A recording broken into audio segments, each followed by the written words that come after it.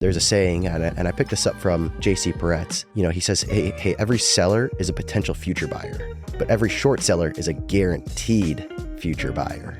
Breadth is actually what lets you look beneath the surface to figure out what is actually going on here, because market cap weighted indexes don't tell you. I mean, we all like to say we're long-term investors, but when reality hits the road, like if we were, you could logically, which no one can because we're not actually logical creatures, we're emotional. You look at the market and say, oh, that's not a stock market I'm going to invest in. Information presented on this program is believed to be factual and up to date, but we do not guarantee its accuracy, and it should not be regarded as complete analysis of the subjects discussed. Discussions and answers to questions do not involve the rendering of personalized investment advice, but are limited to the dissemination of general information. A professional advisor should be consulted before implementing any of the options presented. Encompass More Asset Management LLC is a registered investment advisor with the U.S. Securities and Exchange Commission and only transacts business in states where it is properly registered or is excluded or exempted from registration requirements. Hey everyone, welcome back to another episode of the Tall Oaks Podcast. I'm your host, Brandon Ducharme, and today I am joined by Vincent Randazzo, who is a fellow chartered market technician, CMT, and is known for a lot of the work that he has done around what's called the breadth of markets, which is kind of a mathematical study of observing how many stocks are going up or down and relative to new highs, new lows, advances, decliners, a lot of these types of terms. And he recently was one of the publishers on a really interesting white paper, which was, and correct me if I'm wrong on the name, it was Rethinking Risk Management and the Myth of Missing the 10 Best Days. Missing the best days. Missing the best days. Okay. Which is something that I find that people in the financial planning space talk a lot about, right? They always use that what you are calling a myth. So, it's an interesting paper. Obviously I'm a technician myself, and that always, breeds an element of risk management in, portfolio manager. So I found that this white paper interesting. And, so I want to dive into that today, but before we do, Vincent, do you mind just giving a little bit of background about yourself, maybe what you've done throughout your career, and Sure. and how you came to writing this white paper? Sure, absolutely. Brandon, thanks for having me on. It's great, obviously, to be on with another technician. We speak the same language, which is always great, but we can't go too far into the weeds. So we've got to steer ourselves back on course if we get off course. But as far as my career, so I started in 2002. And of course, if anybody knows anything about market history, that was not a great time to graduate college and join a Wall Street firm. So I joined Morgan Stanley at that time in equity research sales, and very quickly learned that risk management is a pretty important thing to be able to do. And was lucky enough to be introduced to technical analysis on that desk at that time. In the process of learning about technical analysis and then being in that environment, I sort of thought along the lines of, A, I can use technical analysis to help manage risk better for the clients that I speak to, and B, I can also use it as a way to differentiate myself in a universe of folks who are really focused only on the macro and on the fundamental. And if I could bring a third aspect to my analysis that other people can't really do, or at least not do well, then I have an advantage, and my clients have an advantage, and that's a good thing, right? So that's sort of what shaped me, and of course I've been in a few different firms since then. I moved out of New York and into Florida for an opportunity to work with Paul Desmond at Lowry Research. Of course, it's the longest running technical analysis service in the United States. So they started in 1938, still around. So I was able to work with who I consider to be a legend in the industry, and was able to, with his help, really dive deep into form of technical analysis that was, to me at least, widely misunderstood. And that is market breadth. And one of the greatest stories that he told, I think this was in my interview, he said that in his early days at Lowry, a client had come in, and he was actually one of the floor brokers, apparently, in the 1920s, and he was there for the crash. And this person said they were explaining about the environment and how it just seemed to flip a switch. And all of a sudden, the crash just came out of nowhere. And, that sort of put Paul back into a state at that time of saying, like, well, that doesn't make sense. I mean, if you think about what exists in nature, there are sort of always, warnings or a body of evidence that starts to form in a direction to have you believe that something is going to happen, right? Before a storm, the barometer is going to drop and the wind is going to pick up, right? Um, before before a waterfall, the speed of the river is going to intensify, and you're gonna have rapids and things like this, right? Nothing like that is so sudden. So that sort of led us into a conversation about breadth. Breadth is actually what lets you look beneath the surface to figure out what is actually going on here, because market cap weighted indexes don't tell you the story, especially towards the end of bull markets. At the end of bull markets, like in 1929, for example, you had a very small number of stocks that were going up, and almost all the rest of the market had been going down for many, many months. And as it so happens, this pattern is the same pattern that is repeated through history, because it's embedded in human psychology. What we're trying to do is trying to squeeze every little bit out of the last of the bull market, and in doing so, we sort of crowd into the names that we feel really comfortable with, that are really safe, and that are at least perceived to be very safe, and that ends up skewing what the market looks like on the surface versus what it looks like beneath the surface. And at a certain point, that dispersion, it just can't go on anymore. And then you get your collapse, and it might seem sudden, but it's really been going on under the surface for many months. So this is something that really drove me to create my own program around breadth and everything that I've learned in my 20 plus year career, and make it systematic. Because one of the knocks on technical analysis, I think, is that it can be subjective. And I think that's valid in some forms, but that's why when you're using technical analysis to manage portfolios in real money, you need a system, you need a process, you need something you can rely on, and that's repeatable. So that's what I set out to do with my defender system, and that's sort of, in the last year being on my own, that's what I've been putting out there to financial advisors to help them have a system, built-in system, to manage risk and also keep emotions out of the equation. Yeah, speaking of emotions, volatility in market moves creates a lot of emotion in investors, and it can be the pitfall of investors. And so financial advisors will oftentimes put out a lot of information, the steady hand at the wheel, particularly financial advisors that really aren't doing much to manage the portfolios or position things. They're really not actually managing anything. And so, rather than managing, they lean on just hold on, right? Right.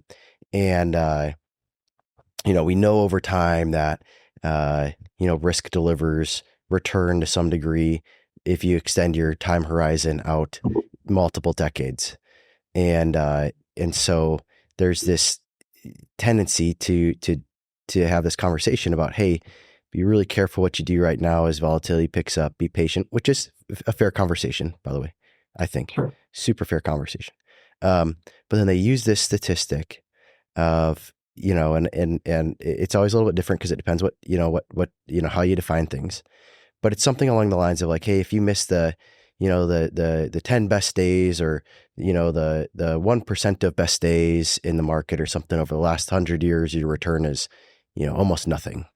And so, don't get out now, always stay invested, always be in the market, always be there. 'Cause you never know when the best day is going to be. And, your work indicates that, there's a kind of an interesting way to maybe understand when those best days are likely to happen, actually. Let's dive into that. Excellent sort of setup there, and I think you have a really clear understanding, obviously, the industry and then some of these sort of idioms that get repeated. Um, so you know, the don't miss the best days argument, it sounds logical until you realize where and when those days occur.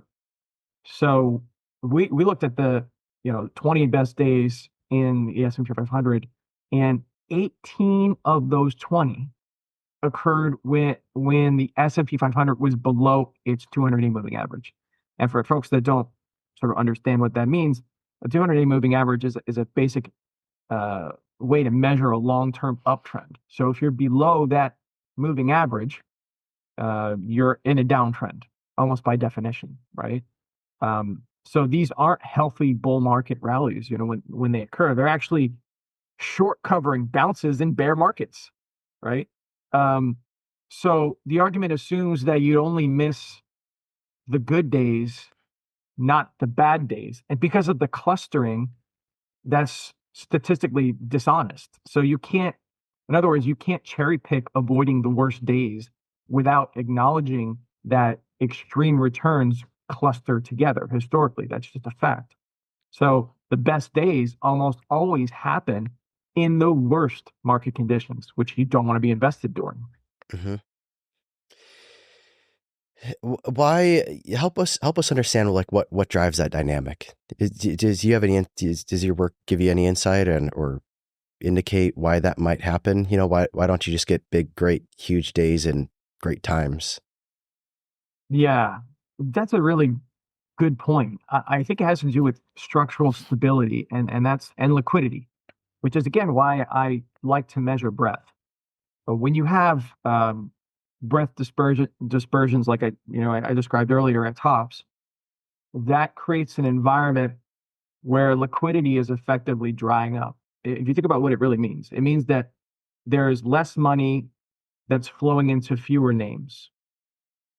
That creates instability, right? Fragility. And that the next step then is volatility. So when you have these type of environments, and that's why I do regime analysis. That's basically what I do. I break the market into 4 different regimes based on breadth conditions and historically how that matches up over the last 100 years or so. And we basically say, okay, how would we be invested given the market conditions that are prevailing right now? And what does that tell me about the volatility and the likelihood of volatility?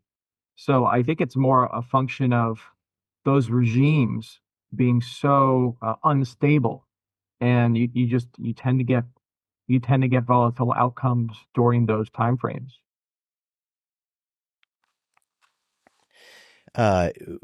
Really quick, just what's maybe the easiest or simplest way you would describe breadth for anyone that's listening? And kind of, we keep using the terminology, and it's obviously not a super common term. What's the simplest way that you would describe breadth? So the way that I like to think about breadth and explain it to people in a really easy way is if you think about breadth, what it's measuring is the number of stocks that are going up or going down at any given time. And let's just make that metaphor of using a freight train, right? A freight train, if you think about a freight train that's a mile long, how hard is that train going to be to stop and reverse, right? So think about stop and reverse. That means the market actually starts to go in the wrong direction, right? How long? It's going to take a lot of effort on a long time versus a freight train that has 10 cars, right? It's a huge difference. The more train cars you have moving in the same direction, the more likely you are to pick one of those train cars that's going in the right direction, right? One of those stocks that's going up, and B, the less likely it is for that train to just all of a sudden reverse, because again, that's not the way of nature. It's a gradual process. So I think that usually helps clear out the concept of breadth and why it's important. But I'm open to other, I'm open to other analogies, but that's one I found resonates with people. I think it's actually a really good analogy. I've never visualized it that way. I don't know. I look at the screens all day, so I would have actually said like, oh, it's a measure of how many stocks are advancing versus declining. But that was a really interesting analogy, and I think it lend itself well to the visualization that if a lot of stocks are going up, it's hard for the market to go down, right?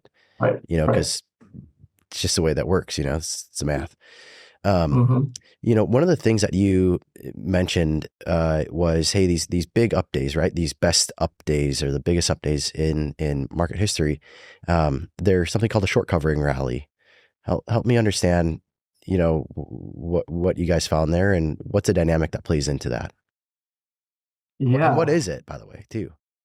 Right. So short covering rally is effectively a rally that takes place, or it's sparked by people who are short the market, usually institutions who are short the market, who are actually taking profits on those short positions because they had made so much money in presumably a short period of time, which is typically how it does go. And to be short the market means to bet against the market. Correct. Yes. In other words, yes, they're betting that the market goes down. So big institutions, hedge funds, let's say nowadays is sort of a good way to think about them. That constituency, they're betting that the market is going to go down. And if it's in a downtrend below its 200-day moving average, there's a pretty good chance that it's going to continue to go down because momentum has shifted to the downside. In other words, that train is now going backwards. So we need to understand that's the direction of things. But like with everything, they don't go down in a straight line, right? There's always counter trend, what we call counter trend reversals, right? So in that case, you basically have your trend, which is a downtrend.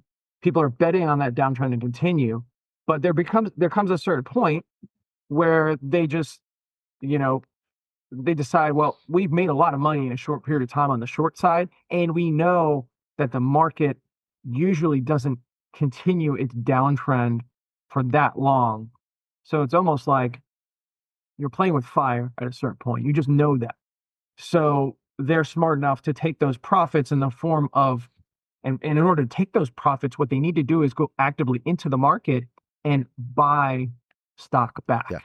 And that creates sort of usually a near-term bottom. And because things are so oversold from a technical perspective, oversold really just means that there's been so much momentum to the downside that you just get a bounce. It's a relief rally, is another way to think about it. But then you have that sort of culmination of a really being an oversold condition combined with this spark that comes from the short covering. And it usually it could turn into a beautiful rally. It could be, you can get 10, 15, even 20% bear market rallies are not uncommon, right? But they're fleeting, right? They're a mirage because they are counter trend by definition. Yeah. I think to help people understand like the mechanics of short selling a little bit, because it does shed a lot of light on why these trends happen. What investors that want to bet against the market, what they have to do is go borrow shares from their prime broker. Okay. So, if your prime broker is, say JP Morgan, you got to go say, I want to borrow shares of S&P 500 from you. And then I'm going to sell them at today's price. So say, S&P or, say S&P, we're going to talk index level because I don't have to talk about fund. So say the S&P's at, 7,000 today and you go and say, hey, I want to borrow shares of S&P and I'm going to sell them for 7,000. The thing that I'm trying to do is pre-sell my shares. So that way, if it goes down and it goes to say 6,500, right? Then at that point I can go back into the market, buy them back for 6,500. I sold them for 7,000, buy them back for 6,500. And then I can return them to, JP Morgan, whoever my prime broker is, and kind of close the whole thing out. Right. And I made $500 a share. Obviously we're talking about an index. So there's no shares, but, you make your $500 and, you made it while the market was going down. So that's great. That can be an awesome trade, but there's an important mechanic that you have to acknowledge, which is the only way to close your position is to go buy. And that creates the buying pressure, Well, as one person buys, all of a sudden it starts to go back up because now there's some buying pressure. And so now everyone's going, oh man, we made a bunch of money while it was going down, but there's a rush for the exit to close the short positions now. And that's what creates what they call is colloquially, I don't know, I can't talk. It's a short squeeze, right?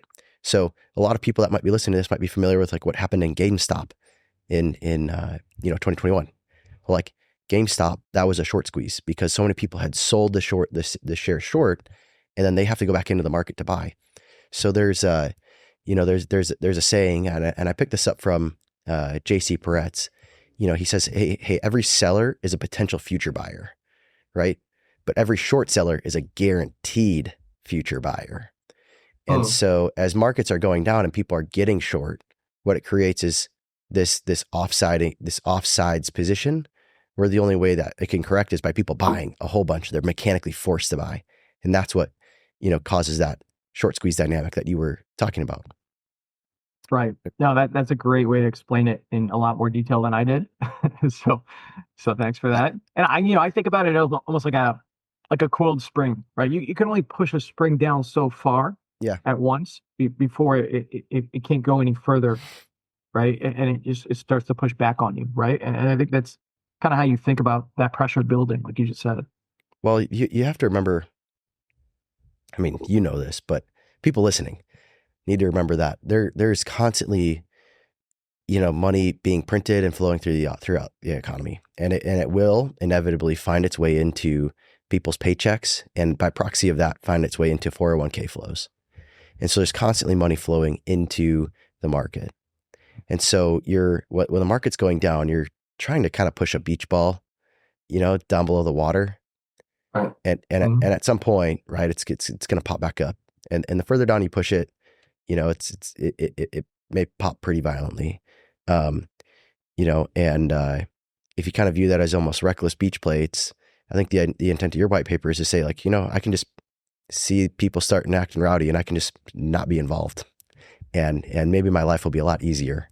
Hey, it's no secret to us. We look at the demographics of this show. We know that a lot of you listening are actually other financial professionals and other investment advisors. We want to go ahead and invite you. If you're looking to do something different in your career, go ahead and reach out. We're always looking to bring on high quality people that understand how to do the planning process, align with our values, and are looking to deliver high value to their clients. Please just go ahead and reach out to us. You can get us on our website, ducharmewealth.com, and we look forward to talking to you. Does your research indicate any advantage to doing that? Or, I mean, is it just better to just write it out and acknowledge and just say, hey, I'll take the nice up years, or I'll take the nice up periods, but at some point I'm going to have to pay the piper and sit through a lot of really uncomfortable periods, but I'll turn out much better for it.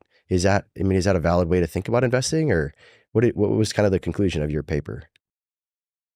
Yeah, I guess the question then is sort of like, okay, so what about long-term investors who won't need the money for 20 plus years? And they say, like, this doesn't really matter to me. I think it's kind of what we're saying, right? So to answer that, I would say even for long-term investors, there's a price to pay for ignoring risk, right? Let's just look at the math, right? A 50% drawdown in 2000 on the S&P, you had a 50% drawdown.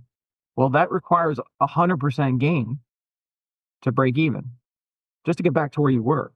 And that, in that case, took many years. So during that recovery period, let's just think about this, right? During that recovery period, your money isn't compounding, right? It's just recovering. So that's why these big negative numbers, they have a huge negative impact on that compounding equation. So let's say you have 20 years to retirement, let's just say, right? You suffer a 50% loss in year 5. You've essentially lost many years of potential compounding as a result, right? So the goal should be always, and if you think about this from the perspective of examples of people who are super successful in doing this, biggest hedge fund managers you can think of, rule number 1 is always preserve capital, because that allows for continuous compounding rather than having it endure some kind of recovery mode, not to mention the psychological or behavioral reality, which is that most people can't stomach a 50% loss. So what ends up happening almost inevitably is that they sell near the bottom, out of fear. And, that's just, again, it's one thing to kind of refer to creative destruction and say, the way of nature is 2 steps forward, 1 step back, and you sort of have to deal with that and accept that. Okay, that's fine. And I think in a secular bull market, which is what we've been in since, let's say, 2009, and maybe you can argue 2013, which is when we first broke out to new highs past the year 2000. Then yeah, the wind is at your back, and I think you can probably say, you can make that case. You can say, okay, fine, but it's quite different. Just to highlight what you just said is, if you were an investor in 2000 and you thought, hey, I'm a long-term investor, I'll just write it out, I won't need the money for 20 years. Yeah, by the time 20 years hit, you did make some money, but you essentially were underwater on your initial investment from 2000 to 2013, 13 years. Right. Psychologically, that's really heavy. And that was sort of my next point is to talk about, what about when the wind is not at your back? What about when you have a secular bear market or a secular sideways market where you're sort of digesting some sort of massive structural economic boom that had taken place in the decades prior? You're just sort of absorbing that. So what happens is you end up with multiple bear markets and multiple bull markets that just take you sideways, and they just chew you up psychologically. And from a compounding perspective, I can guarantee you that those examples are not in the compounding textbooks. They don't talk about that at all. And that's why I said earlier in the conversation, negative numbers and compounding do not mix. Your results are completely different. You can have the same average return over a certain period of time, but if you have big negative numbers mixed in on one set of those numbers, one set of those return profile, and on the other set they're all positive, but they're very much the same, like the 9% everybody assumes that they're going to get, the math is completely different. Completely. Yeah, what I always hear a lot from the financial planning space is oftentimes from the most vocal financial advisors on social media or in advertising. They're the younger financial advisors, right? And a lot of them, didn't see or feel the impacts of .com or 2008, close and personal. And so the perception is you can always just write it out, just, hey, own a little bit more bonds, if you need to take a little bit less risk, and, markets will always come back, and you just write it out. And I think what they're, not acknowledging is, hey, if you're at the stage of life that you're a young financial advisor and you're making good money and you're putting money in your IRA or your 401k, and the S&P does a 50% loss, but you only had, you're getting started, so you have $20,000 in there and it goes to $10,000, but you go put your $7,000 contribution in for the year, like you're really not doing too bad, and you just bought the dip in such a massive way proportionate to your entire portfolio that your recovery will be relatively quick, actually, off the bottoms, right? Your account balance will be at new highs relatively fast.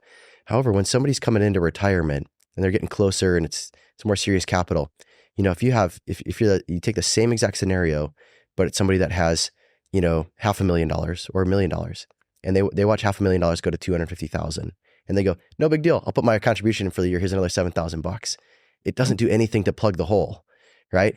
And they can't buy the dip in enough size to possibly have it make that kind of difference and recover quickly. So now they are so if you're thinking you're going to retire in hey, 2010, I'm going to retire. So you're in your 50, you're 50 years old thinking, man, markets have been doing great for me. Career's going great. I'm going to retire. Like, I got 10 years left. I'm going to retire in 2010. Man, that was a real doozy. That'd be a real doozy.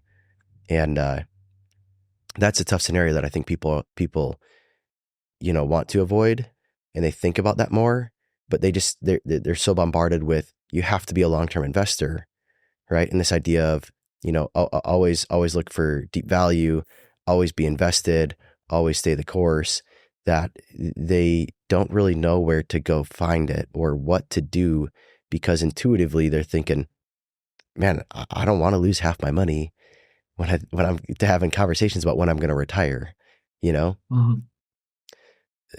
Yeah. I think that's such a overlooked point, and it goes back to what we in the business call sequence of return risk, which, by the way, no one's talking about right now, and they should be, because we're probably closer to the end of that secular bull market than we are to the beginning of it.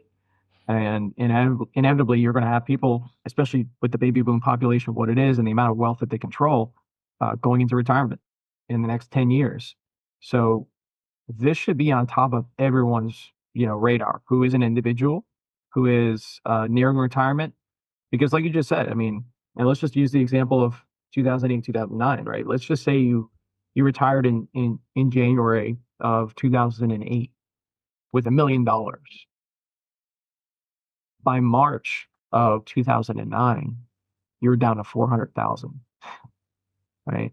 And then you're taking 4% distributions, let's just say, and on that, because you're living on that, right? Well, your Now your original plan was to pull 4% on $1 million, so 40,000. So now you're taking 10% at the bottom. Right. Okay. Yeah, exactly. Right. So now you're pulling money from a collapsed portfolio. And even when the market recovered, you never get back to your starting point because you're forced to sell at these depressed prices to cover your, covering your living expenses. So like you said, it's something you cannot, depending on what stage of life you're in, it's not something you could always recover from. And I think that's such an important point, especially now where we are, again, from a secular bull market perspective, and with the population distribution, what it is, this should be one of the most important topics. And I hear almost no one talking about it right now. To his credit, Howard Marks has been beating the drum for 2 years now already. Obviously he's a very, he's a conservative guy. He's a bond investor, and bond investors are naturally always very risk adverse. And, but he noted that this was a study put out by JP Morgan, that where the CAPE ratio, or the cyclically adjusted PE ratio on the S&P 500, where it was at, and this was back in 2024. So you're already almost, 2 years ago, where it was at, your forward-looking 10-year return on the S&P 500 every single time in history was plus or minus 2%, right? I think where it's at now, if you rerun that math and you look forward on a 10-year basis, it's 0 every single time in history. So this is where I try to help caution people, is like, if your expectation is you're going to buy S&P 500 here and say, no worries, I don't have to touch it for like 10 years, right? Like you might be in for a little bit of a rude awakening on that. Now, the tough part of this conversation is Howard Marks could, have this conversation. I could have this conversation. We could look like schmucks for several more years, because I think what your work is indicating, what you're talking about, is the returns don't go, okay, we're so high on valuation, excuse me, that we go, hey, there's no gain, there's no gain, there's no gain, there's no gain. The market just stays flat for 10 years. It goes up 20, up 20, up 20, up 20, and then down, 50, 60%. And then it goes on the back of that, what? Up 20, up 20. But it takes all the way to year 10 to potentially recover whatever that drawdown is, and so all of a sudden, it can be really tough to manage your portfolio and manage your expectations when, we all like to say we're long-term investors, but when reality hits the road, like if we were, then you could logically, which no one can, because we're not actually logical creatures, we're emotional. You look at the market and say, that's not a stock market I'm going to invest in. I'll hold T-bills. I'll do 3% a year right now, or I'll buy tips. I'll lock in some kind of real return over the next 10 years. I'll wait for that correction to come, But the reality is like the Sir Isaac Newton effect is that you watch your friends make 20% a year for four years, and every year that happens, you're more and more and more and more likely to get sucked in and probably be the buyer right at the top, have never gotten the gain along the way, and then take the massive drawdown. That's kind of how it works. So, and I think, this reinforces the point of having a system, keeping emotions out of it, and also kind of going back to what I do, which is adaptive risk management. In other words, know when to swim with the tide, knowing the tides at your back and know when knowing you're going to be swimming against it. And just having that information has just tremendous amount of value rather than trying to guess based on certain factors that may be very poor timing indicators, like yield curve inversion or like valuations, for example. I mean, these are terrible timing tools. Yeah. But you know, you need to be a little bit more flexible, just with the understanding that, yeah, the market's going to go further than you think it is in either direction. You know, that's just because like you said earlier, you know, that's Isaac Newton effect, right? Where it's just it's momentum to the upside, momentum to the downside, and those things carry because you know, we are creatures that are greedy and fearful, and that's why you have these emotions, and they move things one way too far and the other way too far. Yeah, that's the Isaac Newton effect too is it's actually not even what I actually wasn't referring to like his physics principles, but you know, the infamous story where he got in, you know, he got in the market, he made a killing, he made a fortune in investments in the stock market at the time, and then he got out, and it was a bubble. It ended up being a bubble, and so he got out relatively early in the bubble, but after he had made an absolute fortune, and he watched his friends just get filthy rich, right? And Right. so he couldn't take it. He eventually got back into the bubble, almost right at the top, and then the bubble completely crashed, and he sold back at the bottom, and he lost his whole fortune. Yeah, no, I know this story too, Yeah, it's like- and you know, it's amazing, right? Because you think one of the smartest men probably who ever lived, and he ended up, you know, dying with very little to his name, you know, as far as, you know, financials go, right? So Yeah, you know, I have an interesting observation that I've come across the last number of years in looking at portfolio management as a whole. Like when you're talking portfolio allocations, and I'm interested in your thoughts and feedback on this. There's certain markets that it's a lot easier to understand what they're doing and have indicators around. And then there's markets that are more difficult from a technical perspective, but a bit easier maybe from a fundamental perspective. Or to simplify that down, like there's some markets that are easier to run systematic on, and then there's some markets that are easier to make, you know, just good fundamental calls, right? Or macro calls or trades maybe. And so what I have observed those to be is largely like, if you're going to get international or emerging markets, having something that is more, you know, fundamental focused, longer term in nature can be interesting, but there's not a lot of, because there's so many dynamics there, it's tough to trade like a systematic risk on, risk off emerging markets, right? Like,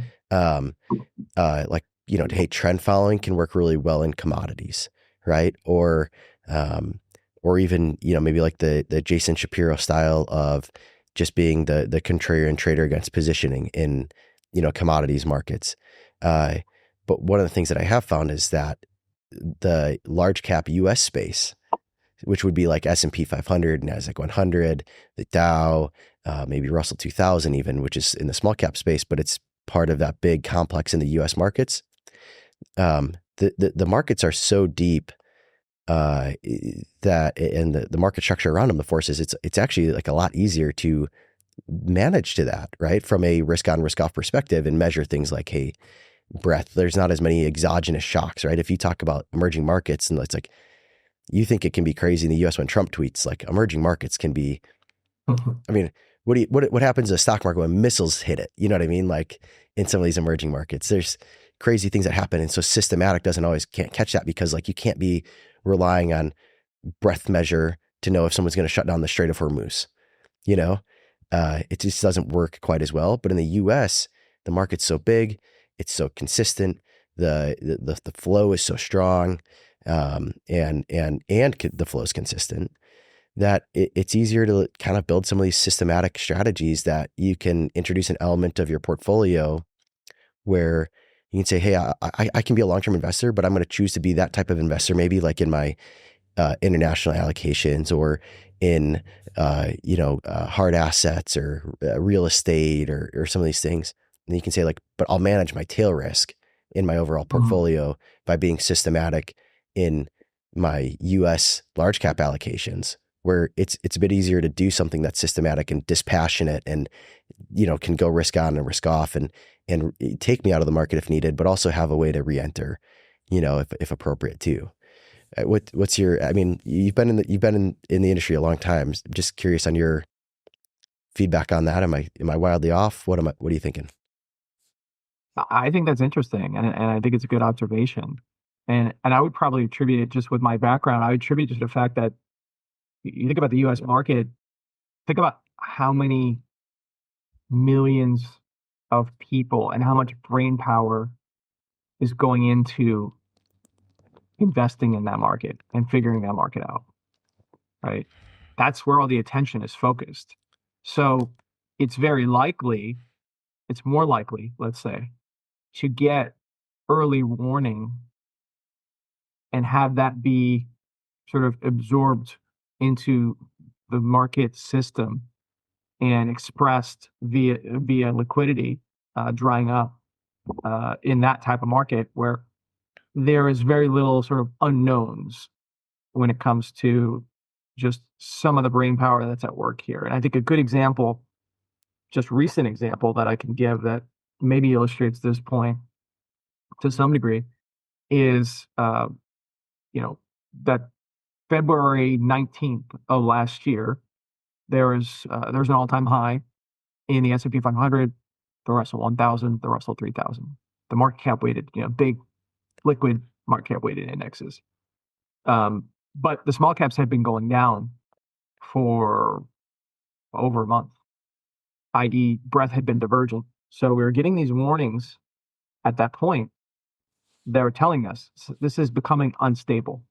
Volatility is going to be introduced because the instability is building to the point where, my system got a sell signal on February 21st.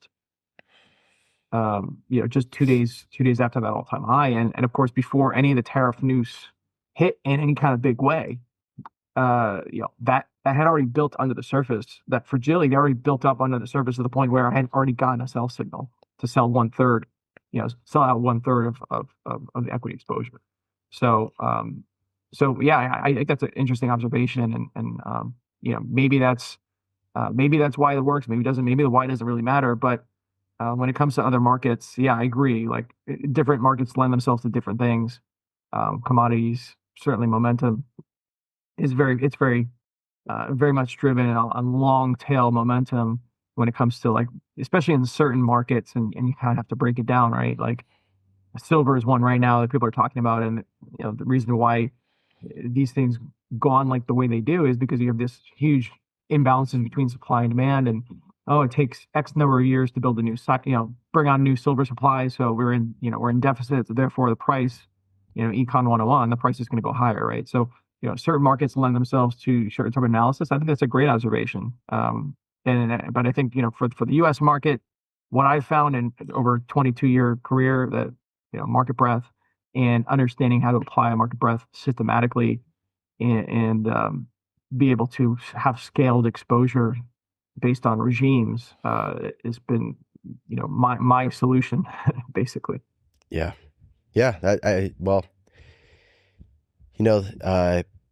The only thing people like hate as much as paying taxes is just losing money in investments. Actually, they might hate paying taxes more, in my observation. I think more. Yeah. But yeah, it's actually interesting. Really saying that out loud and thinking back on a number of just observations. I think people are actually willing to lose money in order to avoid paying taxes, which is incredible. But to each their own. Vincent, I appreciate you hopping on and sharing some of these thoughts. It's an interesting paper that you guys wrote. A lot of study and data went into that paper. I know that. It is available publicly online if anyone wants to look it up. Is there anywhere? I found it on a Google search. I think I got it actually out of Meb Faber's library. Is the link that I found it? But is there a place you want to direct people to if they wanted to go read your paper? Yeah, sure. So my website is viewright.ai. I have all my media there, including the white paper. It was picked up by the CMT Association in one of their publications. I think it was the June publication of Technically Speaking last year, 2025.